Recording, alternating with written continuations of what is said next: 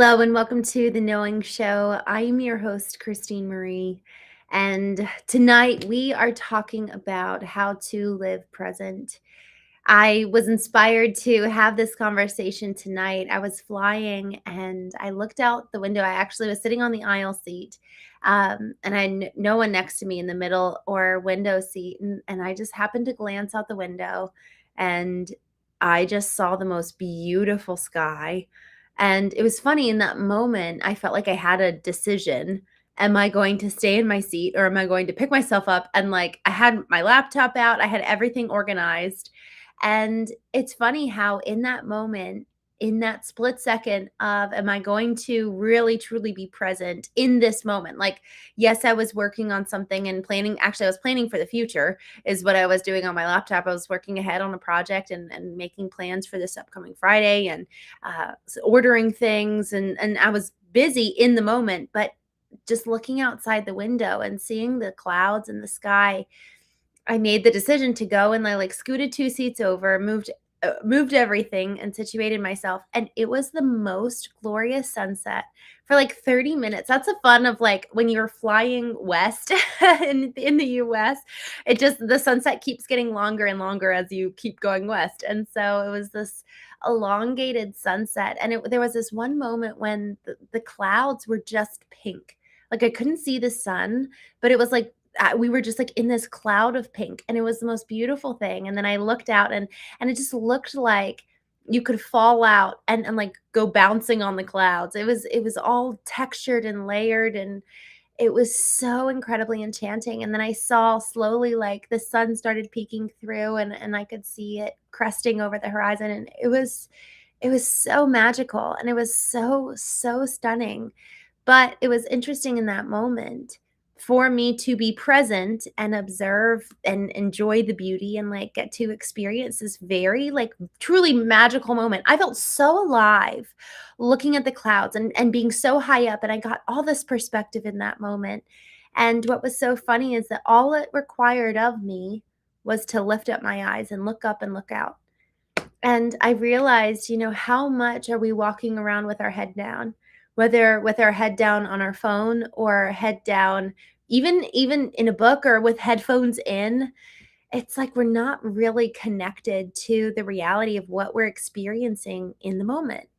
And experience is something that was my prediction for 2026, is that experience is going to only increase in its currency effectively, where more and more customers are making choices based on experience rather than price point. And especially in this AI world where so many people are finding more meaning in technology than in real relationships because people don't know how to do relationships. Those who are able to offer real relationships and real connection, man, that is no longer a commodity. Relationship and human to human interaction, real relationship is no longer something we can take for granted. And so because of that, people who are doing the work, every single one of you tonight on the show, doing the work and cultivating ourselves, cultivating our mind, our soul, our spirit, our body, and being able to truly encompass the full range of human intelligence in the face of artificial intelligence and what the rest of the world is prioritizing. The rest of the world is prioritizing, the cultivation of technology and really how do I get out of doing the work and how do I actually speed up and make my life more efficient rather than be grounded here in this present moment and experience it for all that it can be. But with that commitment to experience, it's both the good and bad. Bad, I put bad in quotation marks. It's not just the happy go lucky, meaningful moments, it's also the hard conversations. It's also the moments where we speak the truth and it's uncomfortable and we don't want to.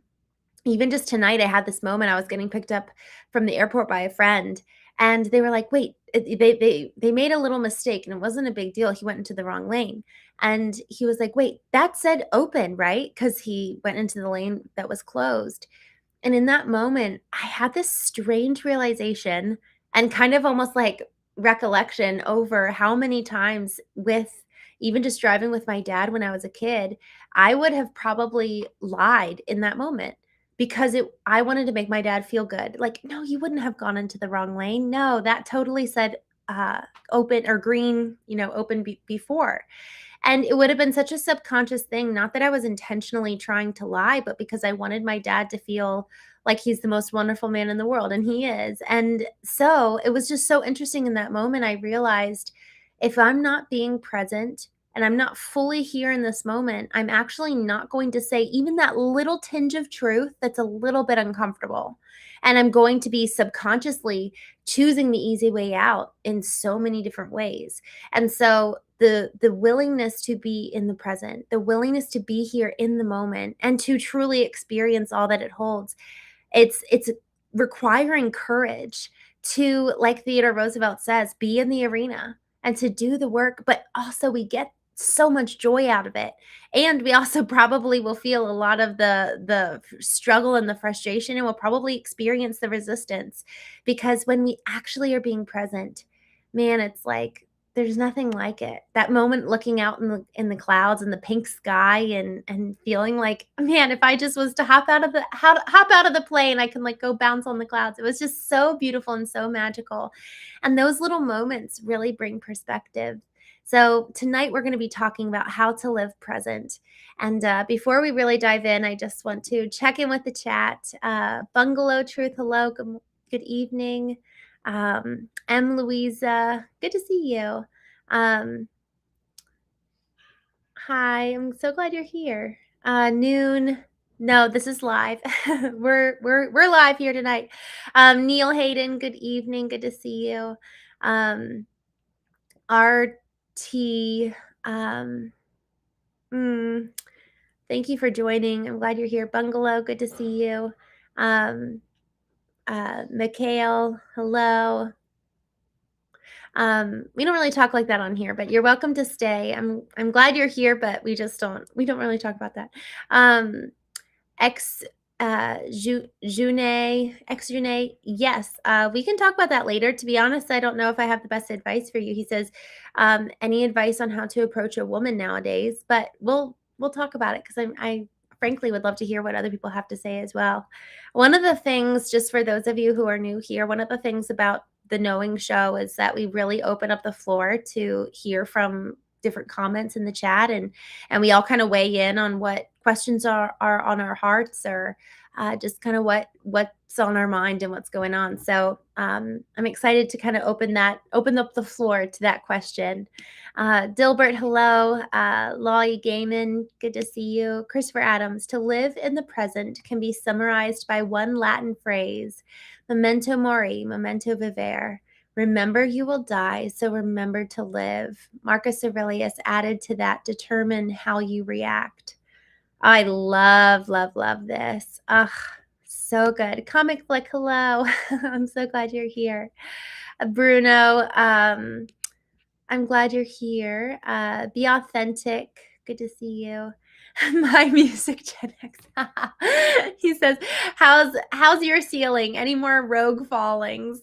Last night I was on the Knowing Show with you guys, and I just like heard this noise, and I like heard something fall, and I looked over, and there was like, it was probably like this big piece of like plaster from the ceiling. So funny. These, believe it or not, I recommend to my therapy group members, Christine, to help them out. Oh, wow. I feel so honored. Thank you. That actually that's really encouraging. Thank you so much. Be authentic. We just don't really kind of go in that direction here on the show. I've really, my brother-in-law, my former, well, he'll always be my brother-in-law, but my brother-in-law, who was killed a decade ago, he said, he would always say to his wife, "We're on the same team. Why are we fighting?" And so one of the reasons why, Be Authentic asked, he said, "Are you Democrat?" And part of the reason why I don't go in the political direction is because I don't think that we, at least in the US, can talk about politics in a way where it's conducive to being unified and being on the same team. Like, I was talking to a UN's ambassador. I just like happened to, or no, I'm sorry, he was a senator, and I was sitting at a bar waiting for my flight, and he was sitting next to me, and he said, 20 years ago, we would be on the Senate floor, Republicans and Democrats fighting each other, and then we'd all go out for a beer afterwards. He said, it's not that way anymore. And so part of the reason why we don't talk politics on the show is because we haven't cultivated the tools to be able to disagree well. And hopefully actually being in the knowing community, we'll be able to do that. Um, but man, we haven't learned how as a country, and all of that kind of boils down to the individual level. So hopefully we can, and maybe honestly, maybe I will at some point bring up some fiery topics. But for the most part, we just don't really kind of go in some of those directions that are very polarizing. Alex, all good. Good to see you. I'm glad you're here. Deuces, hello. Bruno, no protein in cereal mix. I don't know what the context is there, but I love cereal. I don't know why. I feel like a child. I love cereal. Oliver Morg, hello. Good to see you. Thug Angel. Oh, thanks for coming on. Shirley Smith. So you're saying The Power of Now stuff by Eckhart Tolle. I've read half that book, or I've listened to it, and I need to finish it. But honestly, as I was listening to it, I was like, wow, this is so incredibly good. JD, Jimmy, good to see you. Swiss Chris. Stetson, Elijah, Benjamin, Charles. Hello, everyone. Thank you guys so much for coming. Benjamin says, why two channels? Honestly, to be honest, I didn't even intend to start on the Christene Marie channel. I just added that when I started going live. And then we started having a family here. So what I'm actually going to do is I'm going to stop going live on the Knowing Podcast channel at the end of March, and we're going to really kind of formalize the community on Christene Marie so that my team can kind of keep doing what they're doing with the Knowing Podcast when we start launching that again, and then we'll keep up the Knowing show. Bruno says, I drink tea, 5 o'clock. I love that. Dominic, good to see you. Thanks for joining. Valley, hello. Oliver. Oh, hue of light, man, manifested, human, manifestation of light. Ooh, it's funny that you say that. I was thinking about light earlier today. I need to lean into that. I feel like there's something here. I'm just kind of keeping my antennas up. I'm like, oh, that's interesting. Okay. Coming down, Lux Shampoo. Good to see you. Okay. My Music Gen X says, U.S. politics is too polarized right now. It's become ridiculous. Divide and conquer. It worked. Christopher Adams, a house divided by itself cannot stand. So I don't blame you for avoiding politics. Peter says, when you say unified, who or what are you in cahoots with, good or bad? Bruno says, I'm Bruce Lee in real life. Y'all, I think once you get polarized, we're no longer open. And there's so many important things for us to discuss. There's so many important things for us to grow in and cultivate. And part of those is let's get back to the basics. Let's work on the foundation of the house. And for me, it's okay, I've got to work on my foundation before I can then turn outward and start looking at other people and their foundation. So before I go and wag my finger at anybody on the political side, religious side, anything, let me go inward first and do the work. And it doesn't mean that they're not done in tandem with each other. However, am I being a good steward of the change that I need to see in myself in order to then go and make the real impact that is necessary? Or am I just going to go and contribute to the noise because I haven't done the work for me? Will my presence, talk about how to live present, what is my presence contributing to any given conversation? And so often my ability to physically be present with myself here in this moment, the more I can cultivate that, then when I am physically present with someone else, I'm bringing an energy into the space. We talk about David Hawkins assigning numerical value to different emotions. Well, if you are in shame, that's a really small numerical value. Shame is 20. Pride is 150. Okay, that's obviously an increase. Courage is 200. And you get higher up in the numerical value, the higher up you go, kind of on the emotional level. But here's what's so cool is that if I've been doing my work to heal, to forgive, to move up in that emotional numerical value, then when I'm in a group setting, such as one that might need to have some change, I'm able to actually bring a presence with me rather than being so low on the emotional scale that I'm in shame and I show up and I barely make a dent in the conversation. I barely make a dent at all in the room because I'm at such a small emotional state. But rather, if you and I are doing well, we're healthy, we've cultivated ourselves, then we can kind of enter the room with a real presence of being, of body, of mind, of soul, and spirit. And then when we're present with other people, it makes a real impact. I'd rather have that. Who is it? David Goggins. David Goggins talks about this. He effectively says, I want my presence to be a demarcation where people, they don't have to like me, but my presence alone forces people to basically rise up and say, I am going to be better. And I love that.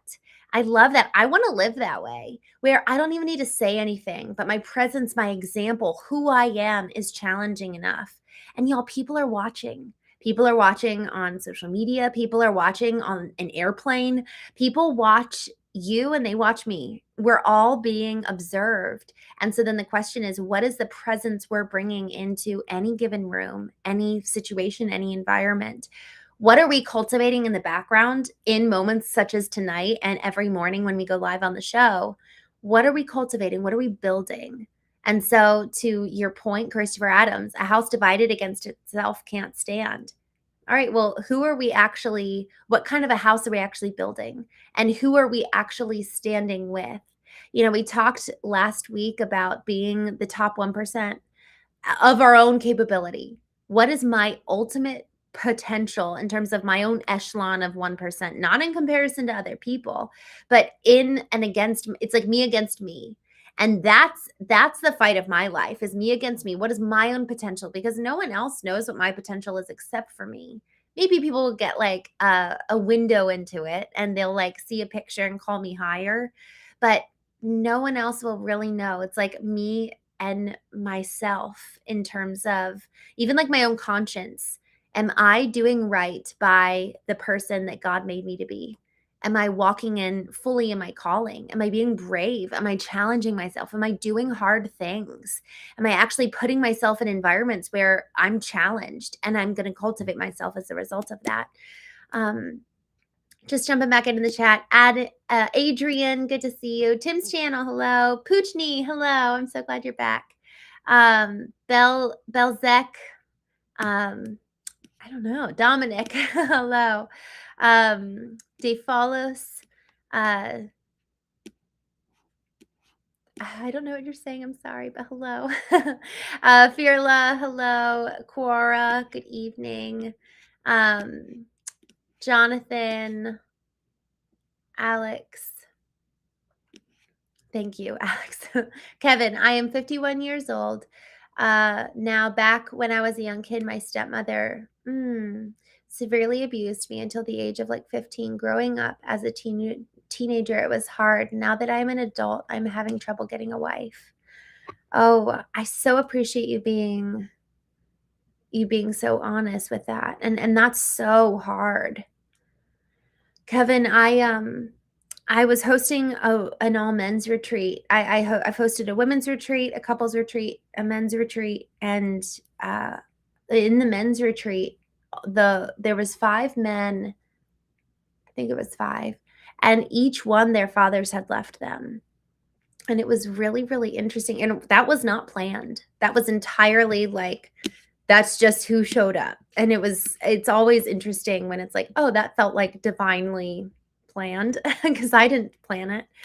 And one of the things that was really interesting was reflecting on, okay, if your father abandoned you and you didn't have a strong male figure, well, then what did that teach you about women by how your mom showed up?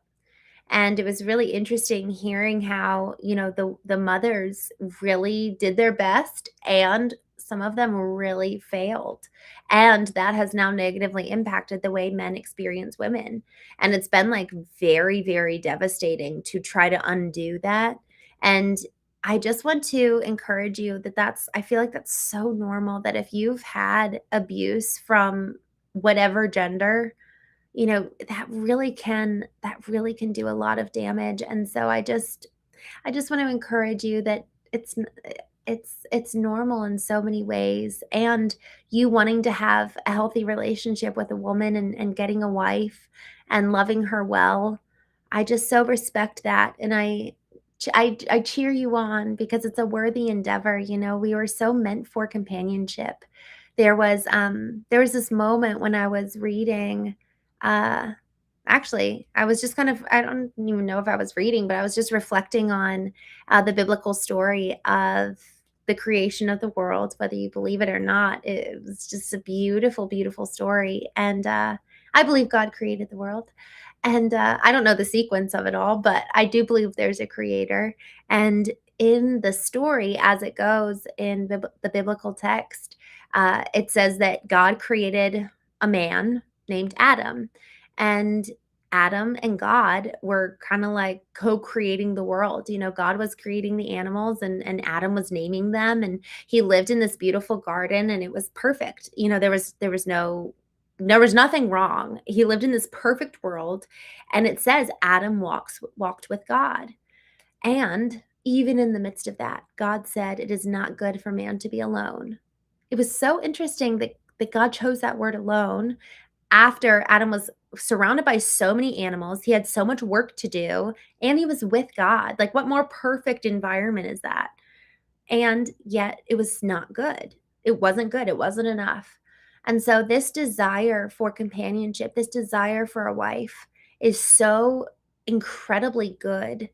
And so this is what I've come to believe based on my experience. If it is good, there is a way. And so long as if I can say this, and I hope you can hear my heart here, if you're willing to heal from the past with your stepmom, I think that there's going to be a lot of freedom on the other side to experience a woman for who she is, not your past experience. Because if we haven't healed from the past, we bring the past and project it onto the present. So, this whole question of how do I live present? So much of it is actually letting go of the past and healing from it so that I'm not projecting. I'm not seeing the present through the eyes of the past. I'm also not viewing the future through the eyes of the past. If I have not healed, I'm bringing everything from back there with me here and projecting it onto the future. So, if we're not able to exist in a relationship with somebody else around us and we keep feeling like we're entering into these loops and these patterns, then maybe there's actually something from the past that we need to heal from, let go of, maybe even forgive. We were talking about forgiveness a lot this morning on the Knowing Show, or in the morning show.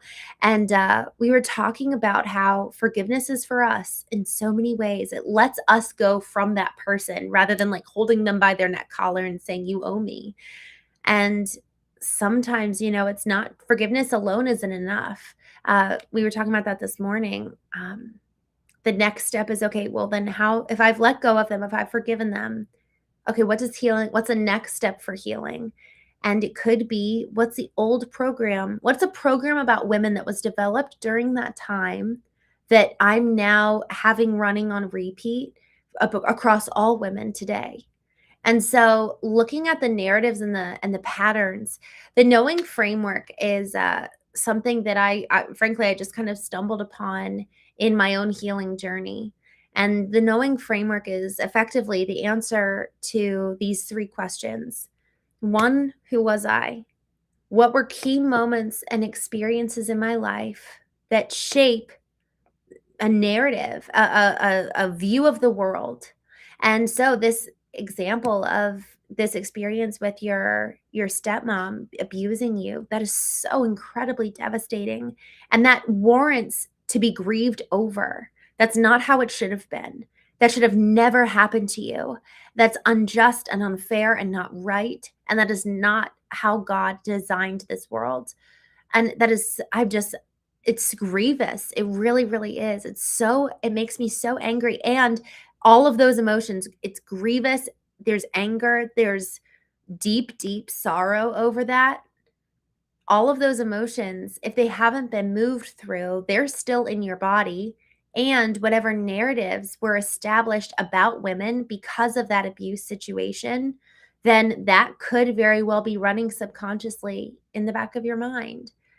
So, I think that in the forgiveness, in the moving through the emotion of grieving or anger or sorrow, like moving through it and allowing that to come forth and come out, then on the other side of that is, okay, what would healing look like if I was gonna have a new program running around women? So the knowing framework is, who was I? What was that? What were those moments and what were the narratives that were established? And then the second question of, who am I? How are those narratives showing up today? How is that shaping who I am here in this moment and my relationships with other people? And then third is where it's effectively writing a new target, a new program. Who do I want to be? Well, how do I want to engage with women? What is true? What's a higher capital T truth beyond just my experience? What does God say about myself and what does God say about these other women? What is my role as for you as a man? What is the dynamic that as it was supposed and designed to be in the beginning? And so asking some of those questions for me has been helpful in my own healing journey. But I would love to hear other people's perspective here when it comes to engaging with women. How have you been able to kind of do that and heal in different ways? And y'all, this might even be a good show to do just in general, like talking about how to kind of get to the other side. Um, I'm Oh, I'm sorry. I just noticed she's behind in the chat. Um, Adam, yes, this is real. um, but I hope that was helpful, and I would love to hear, if you guys have other like thoughts or how to support here. Christopher Adams says, after forgiveness and forsaking bitterness, it is true to Scripture to set healthy boundaries and pursue reconciliation, if at all possible, when the offender is repentant. That's so good. Um, Alex all says, you're letting yourself off the leash. That's so, so, so good. Um, mm, just looking through some of the chats here. Um, hmm. Uh, Benjamin, narcissistic abuse. Mm, wow, Benjamin. My body morphed out of abuse. Oof, man, that makes me feel sick to my stomach. Isn't that so true? How our body literally reacts and almost like contorts. It's wild. The abuse side, whether it's emotional, physical, spiritual abuse, there's real spiritual abuse. Actually, one of my dearest friends has really experienced spiritual abuse. And that was another knowing retreat. I had a retreat at the beginning of this year, and this woman was sharing how her husband has really suffered from spiritual abuse, and it's just so hard to recover from that. Forgiveness is a healing tool. I love that.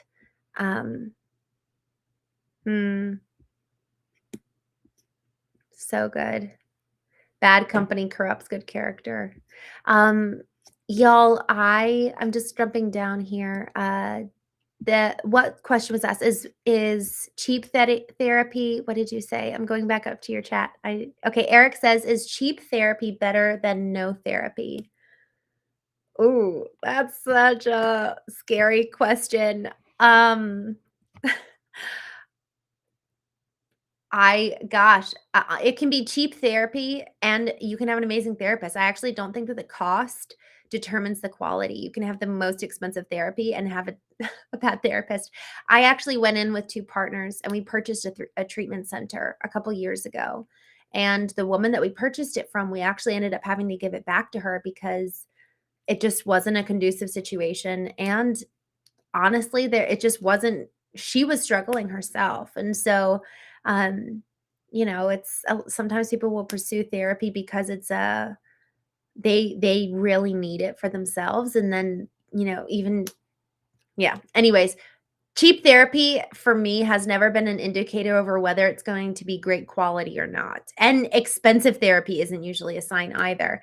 I will say I have found that the degree to which I'm doing the work, I then can take to my therapist. And I've had a couple, and I can say, hey, this is what I'm working on. These are the questions I'm asking myself. What am I not seeing? Can you add a different perspective? Can you challenge me to go deeper? And that's been amazing. And I kind of started therapy that whole time. I actually started therapy and started reading Brene Brown's Daring Greatly.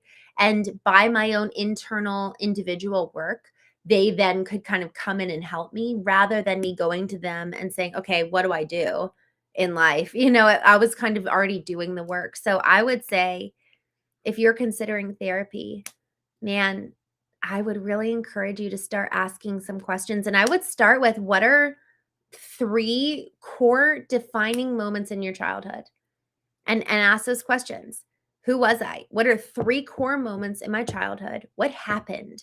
How did I feel? What are the mindsets and the kind of framing of the world and narratives that were established because of those experiences? And then how does that manifest today? How does that show up in my relationships? How does that show up in my life? And then what is a new target? What's a new program in place of those? I would encourage you to start with that if you've never gone to therapy. Those will take some time. And I think even moving through, wow, that's really painful, or that really hurts. I think that could reveal a lot to you.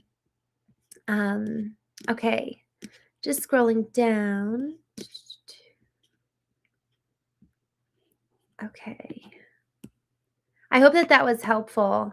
I'd love to hear your feedback on that, on your question, though. I think that would be, about women. And I just know that there's a lot there. And I've heard a number of folks talk about,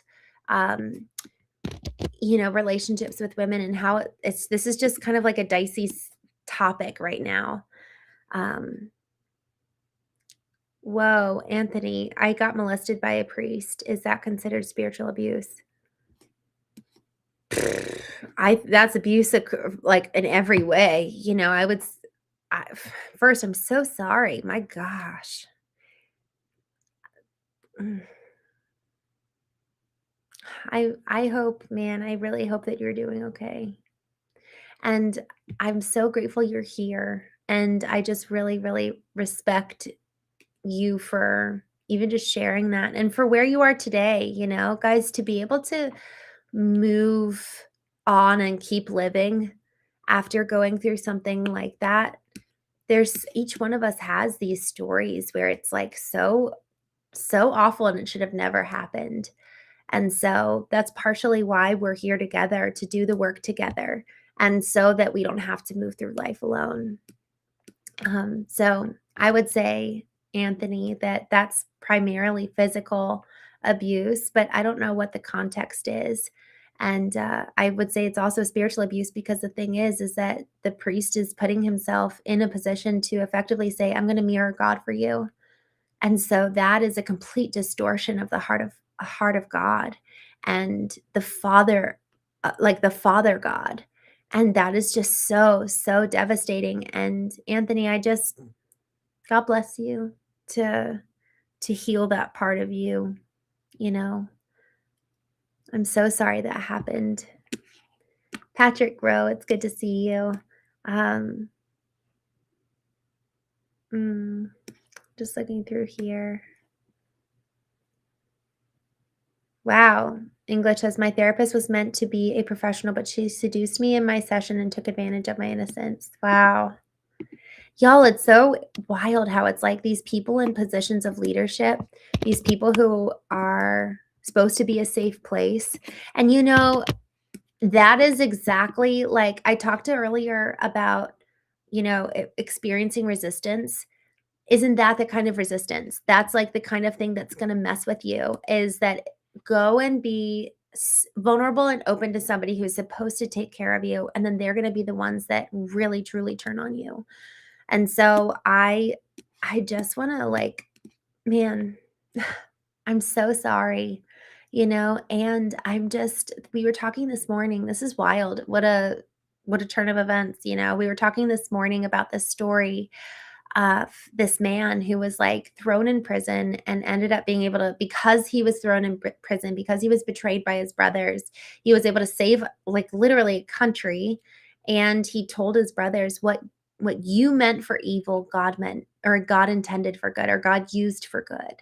And so, in every single one of these situations, I really believe that even in the midst of all of this, there is an ability to use it for good. And maybe even there's the very purpose or mission of your life could very well be revealed in this pain. I've been seeing just these stories of these people who have been born without limbs.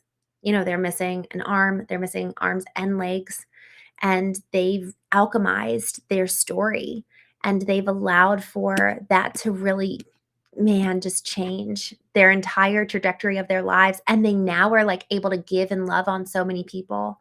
So mm, I hate to hop off during this time. I'm so sorry to jump, y'all. I know that this is such a good conversation, and y'all, I do want to say, with us, I'm gonna be kind of brainstorming. My goal of this upcoming week is to finish writing my book, or copy editing my book, and then on the other side of that is kind of building out the bones and the framework for the knowing community. Because what I hate is if I jump off and the chat stops.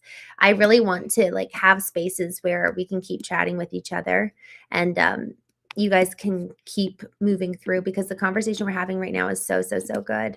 So I would love for that to be the case. Trevor says, "Are you talking about the story of Joseph?" And yes, I was. I was talking about that.